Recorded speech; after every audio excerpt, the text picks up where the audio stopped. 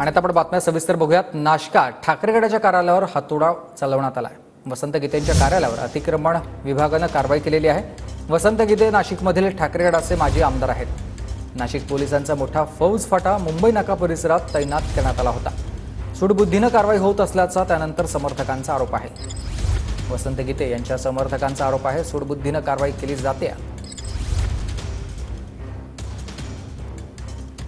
पालिकेने केलेली कृती याविरोधात आदरणीय माजी आमदार वसंतभाऊ गीते हे कोर्टात गेलेले आहेत आणि कोर्टात नाशिक महापालिकेने आपलं म्हणणं मांडण्यासाठी 3 तारखेपर्यंत मुदत मागितलेली आहे। असं असताना न्यायालयीन बाब असताना सुद्धा अशा प्रकारची कारवाई करणं हे चुकीची आहे, निषेधार्थ आहे। आम्ही त्याचा जाहीर निषेध करतो। कुठल्या राजकीय द्वेषापोटी ही कारवाई केली जाते? गेली 40 वर्ष मी या झाडाखाली बसलो